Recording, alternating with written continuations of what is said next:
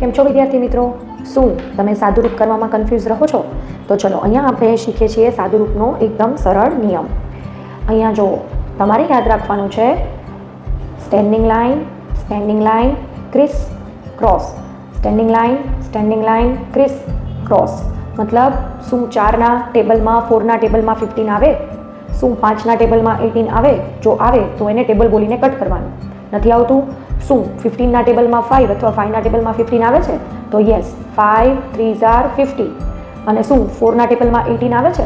તો કે 4ના ટેબલમાં 18 નથી આવતું, બટ બંને 2ના ટેબલમાં આવે છે. તો 2 2s are 4 and 2 9s are 18.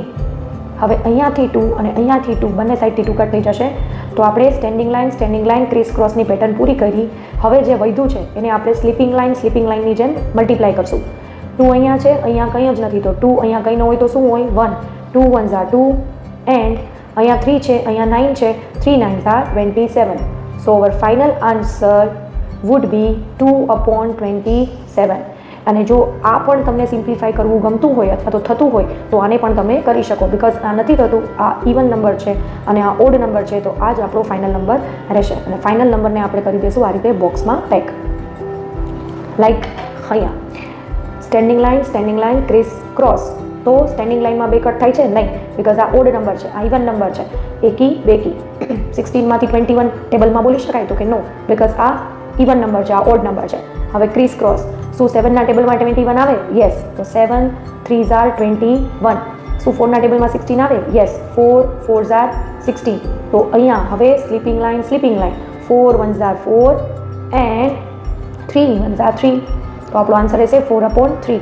અને આને તમે હજી પણ સિમ્પ્લિફાય કરી શકો ઇન્ટીજરના ફોર્મમાં. તો 3 ડાઉન જ રાખો. 3નો ટેબલ બોલો. 3 1s are 3, 3 2s are 6. તો કે 3 2s are 6 ઇટ્સ કરેક્ટ નથી. તો 3 1s are 3 અને 4માં કેટલા ઘટે? તો કે 1. તો આ થઈ ગયો તમારો ફાઇનલ આન્સર. અને તમે આ રીતે સિમ્પ્લિફાય લાસ્ટ ફોર્મ સુધી કરી શકો. Then after third one again standing line criss cross. તો 6ના ટેબલમાં 11 નો આવે, 11ના ટેબલમાં 6 નો આવે, 22ના ટેબલમાં 21 નો આવે, 21ના ટેબલમાં 22 નો આવે, 6ના ટેબલમાં 21 ન આવે, પણ બંને 3ના ટેબલમાં આવે. 3 2s are 6 and 3 7s are 21. 3 cut 11ના ટેબલમાં 22 આવે, 11 2s are 22.